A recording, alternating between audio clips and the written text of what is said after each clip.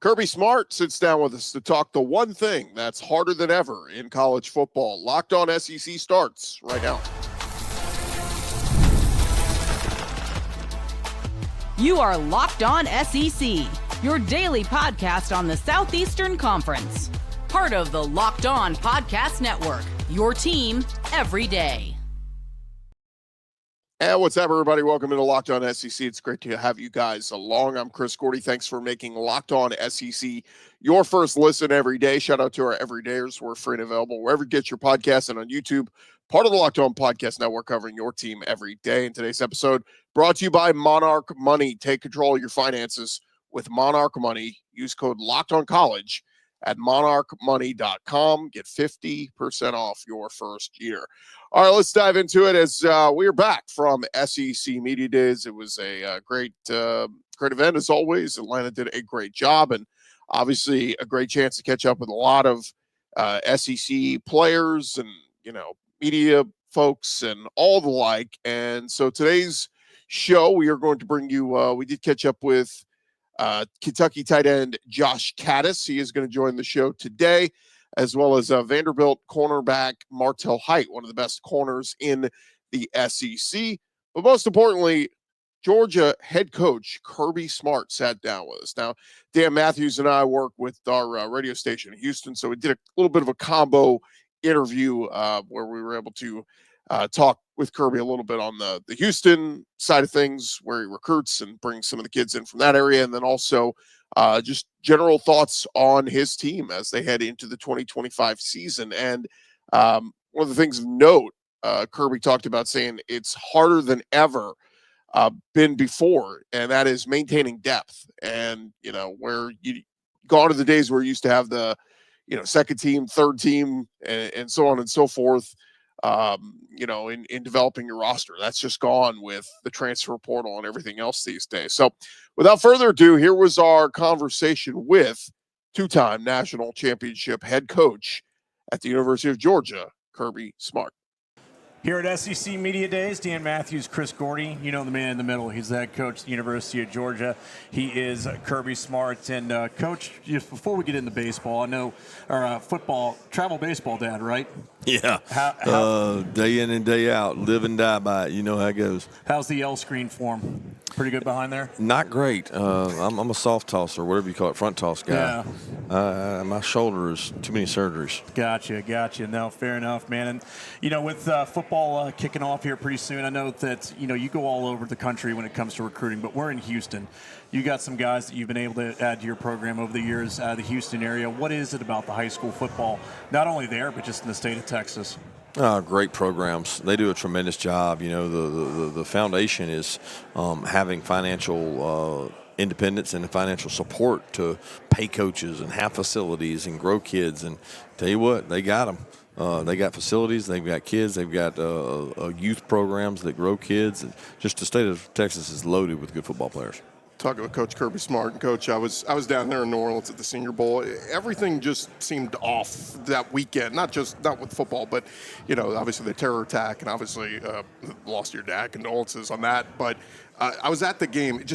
Things just didn't seem. It felt out of sync. Did it feel that way to you? I mean, it just felt everything changing, and you can't control some of those things, but it just felt very odd. Yeah, set to play one day, then it changes to the next. Both teams have to deal with it. It was very unique in dealing with the transition of time. But, we didn't play our best game. We gave up a touchdown return on a kickoff return for a touchdown, which is very unlike us, and turned the ball over. So if you lose special teams and lose turnover battle, you're not going to win many games.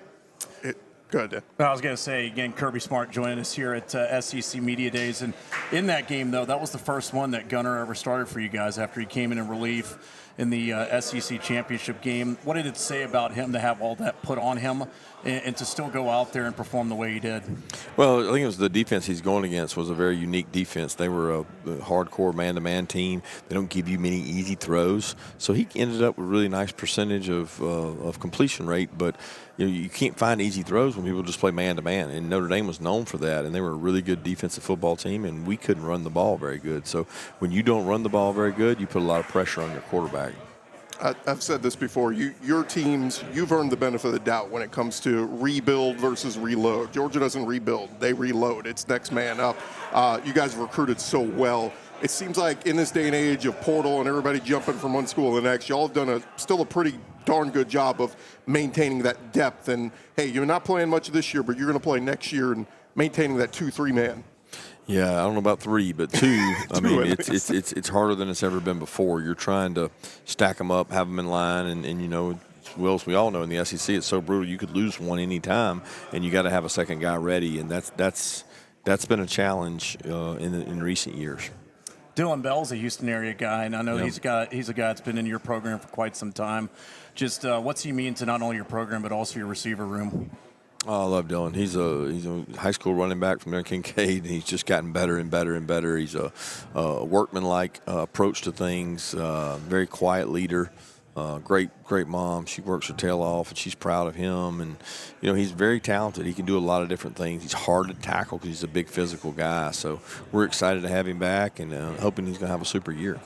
You got a couple studs here with you, C.J. Allen and Dalen Everett. I mean, it starts on defense, but I don't know. When I talk to these guys, they're just tough, hard-nosed guys. Seems to be that pedigree you always have in defensive players.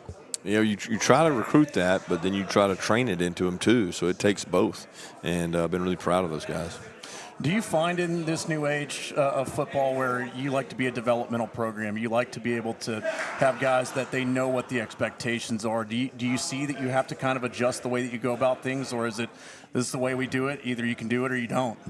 Well, we always want to be a developmental program. We're going to grow guys and get guys better. I'm very open to change and trying to grow kids and be more patient now than we used to, because you're really trying to set your depth and create an advantage for freshmen, sophomores. By the time they've been there 2 years, you better know what you got, because otherwise they won't be there for long.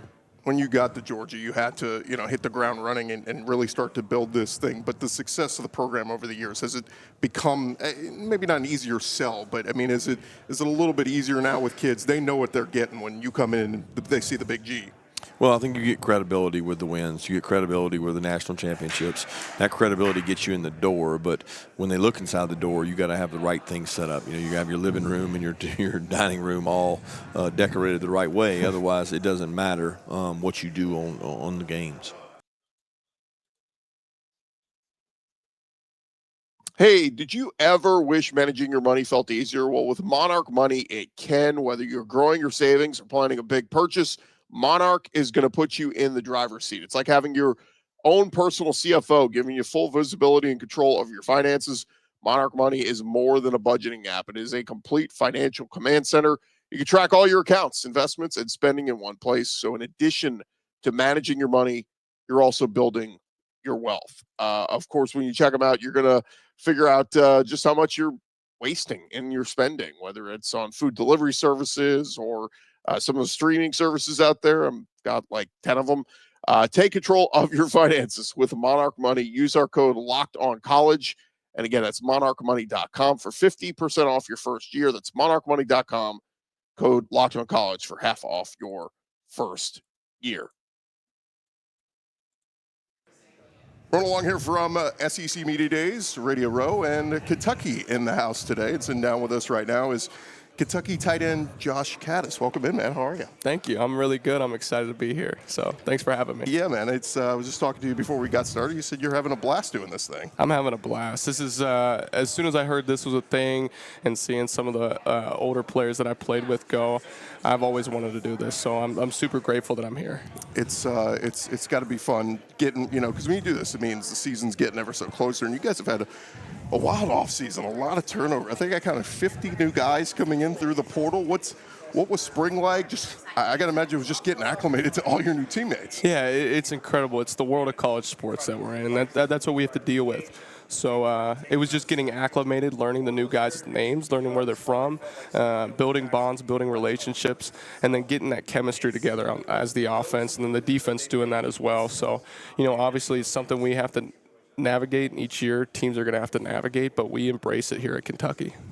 Obviously, you guys had Cutter Bowley got his feet wet last year at the end of the year, and then you bring in a guy like Zach Calzada who's played a ton of football. So quarterback battle rages on, but what was it like getting acclimated to playing with both of those guys? Oh, I mean, I actually live with Cutter, and then I'm really good friends with Zach, so I'm super excited about the both of them. They both, have great arms. They're good leaders, and both got experience. I'm really excited about their battle this fall, and I think they're both great quarterback candidates.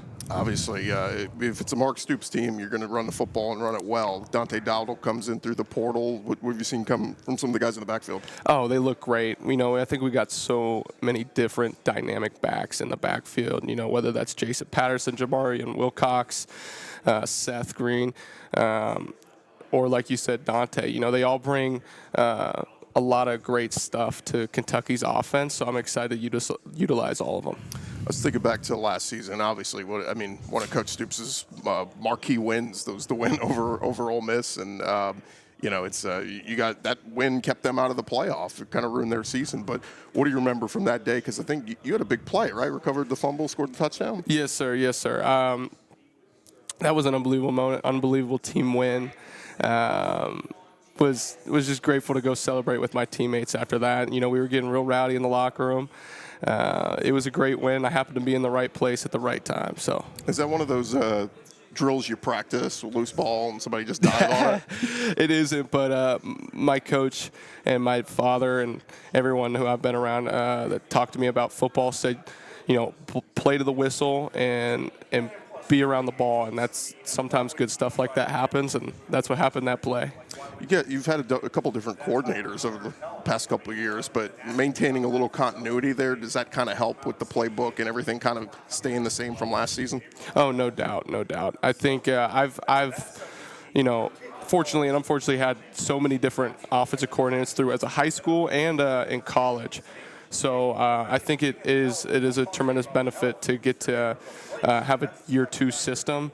I'm a really big fan of Coach Hamden. I think he's a brilliant play caller. I'm excited to see what we do this year with that.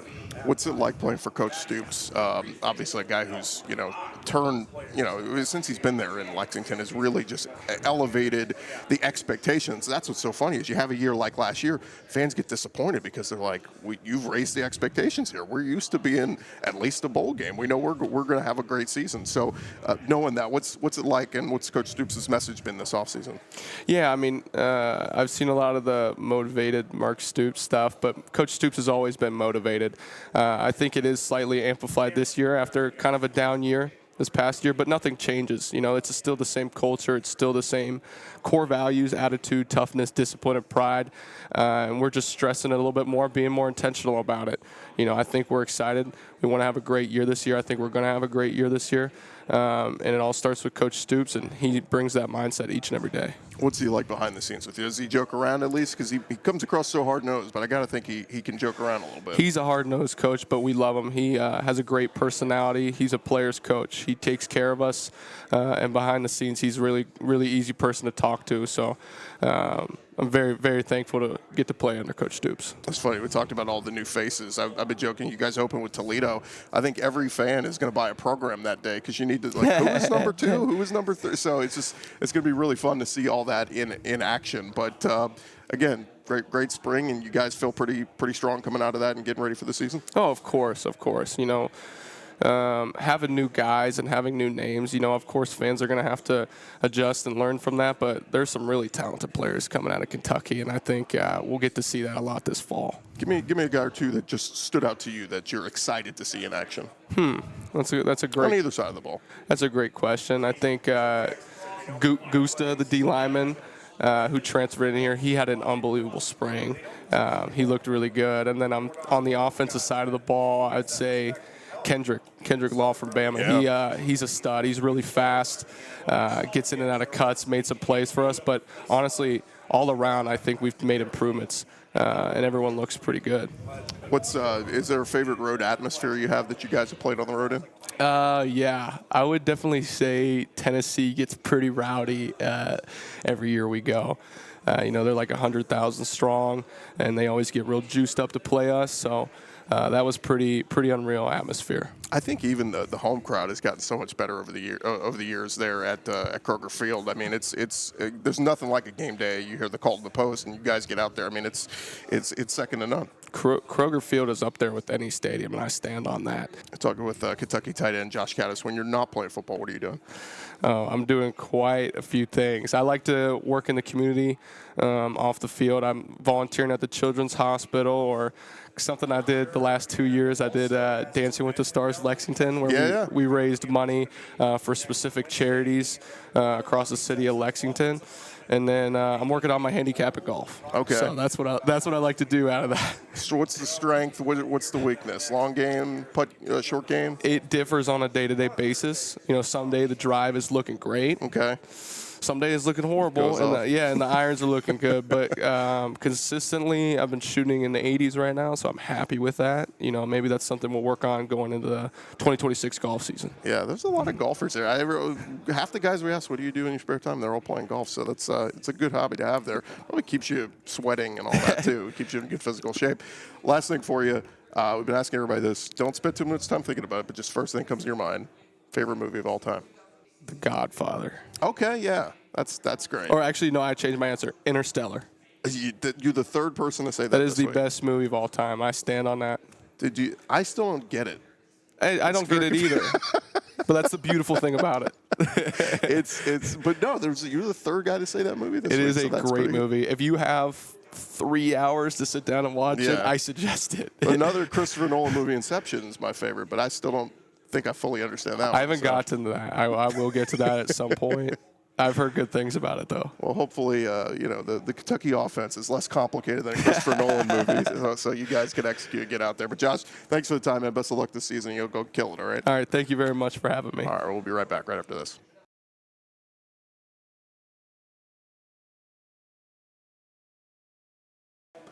Continue on here from SEC Media Days, and a pleasure now to be sitting down with Vanderbilt cornerback Martel Hight. How are you doing, man? I mean, if there's any question on who you are, you get the nameplate right there. Yeah, I'm doing good, man. Just excited to be here. Grateful to be here. That's pretty cool. How long have you had that? About a year now. Okay. So explain. It's the 4. Yeah. So Martel 4. So my birthday. Works in the number. So my birthday's December 4th, okay. 2004. And then, like most of my baby and childhood memories that I can remember, age of 4. So, I love that, man. That's great. Well, you're one of the leaders of this Vanderbilt defense, and from right down the road in Rome, Georgia, I guess you were a highly touted prospect coming out of high school. How'd you choose Vanderbilt? Because you had a lot of schools coming after you. So it all came down to connection, love, and like just the place that felt like home. And I visited a couple places. I was once committed to Louisville. And, it just wasn't the same.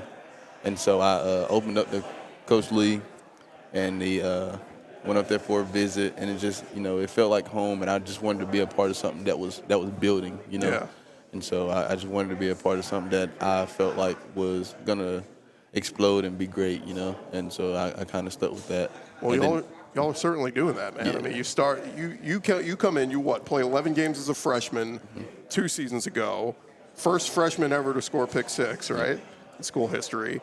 And, man, playing, it's funny. Everybody wants to play right away, but, you play immediately at such a young age in the SEC, I'm sure had a lot of learning curves for you as a freshman. Oh, yeah, for sure. I had to gain some weight. I was pretty little. I was playing around 160, 165. So it was pretty difficult for, my weight, but, I just went in there and dove head first. We're talking with your teammate, and he was saying how, he came in from TCU in Randon, and it's like you were here the rough times. Yeah. And then to be part of such a special season last year and really send the message to everybody, hey, Vanderbilt's here. We're not going to be pushed around. We're coming for you. Right. Just had to pay off. The payoff for that for you had to be huge. Yeah, it was a wonderful feeling just knowing that, I stuck to something. Instead of leaving early, went to another school, I stuck through something hard. It was a challenge, but I believed in what my head coach was preaching. And so just having someone that you can believe in and just build things with is great. Talking with Vanderbilt corner Martel Hight. So last season, you take your game to the next level. 33 tackles, 2 picks, 4 pass breakups, forced fumble. You contribute in the return game, making all SEC second team selection as a return man. So how do we elevate the game even more this year? Just hone in on the small things. You can always perfect your craft. Just like small technique things, and hopefully we get more out of it. You guys bring back a lot too on this defense. That's what we were talking to Randon about. Like it's got to be cool to keep that continuity going, right? Yeah, I mean it is. It's like it's a blessing, like I said before. But I think even if we would have brung in 30 new guys, I mean I think we would have been able to all get connected and build that brotherhood and trust with each other to where we were able to perform just like we did this past season. Take me back to this time last year. Did it feel different coming out of spring ball? Like, did the vibe feel like with Pavia and Stowers and those guys in the fold, did it feel like, hey, this is going to be something special? Yeah. So my freshman year, we came out of spring, and I was like I wasn't too confident, and Diego, Eli, those guys, that group when they came in, that spring was like it was fun, it was competitive, and you just felt like this is gonna be the year that we do something. And so. Well, Diego doesn't stop. I mean, you push him down, he gets right back up. Yep. He's a dog, man. I love that guy. It's got to be tough going up.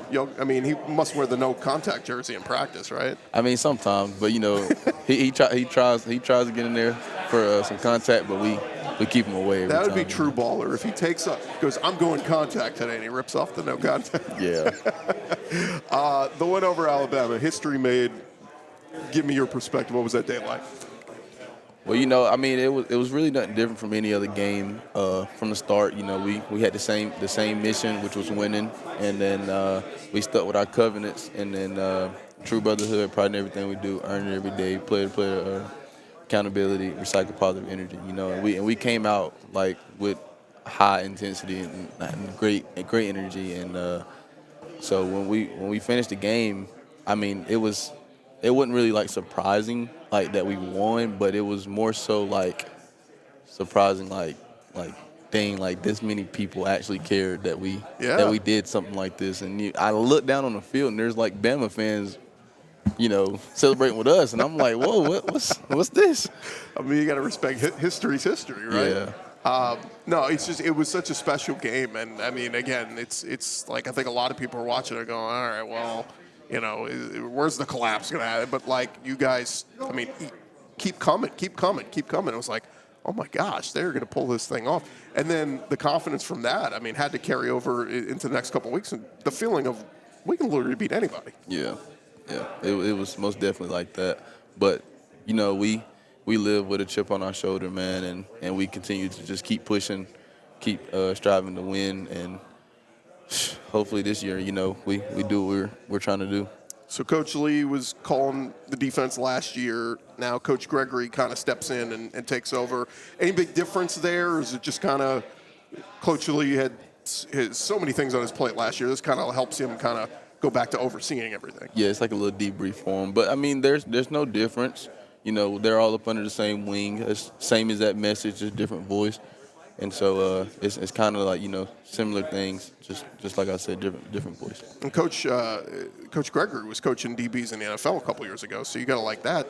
That's a good guy to learn from. Yeah, and just knowing that he also played in the league, we'll be in film, he pull up one of his highlights. It's pretty funny, but it's cool just knowing that we have someone who experienced it from a higher level is now coaching us and giving us little key points. So it's a blessing. When you guys found out Diego got another year of eligibility, what was the reaction? I mean, it's like, we're going to do this again. Yeah, no, we were really excited. But, we also have backup guys. We have Blaze Bullaware, we have Drew Dickey, we have those guys.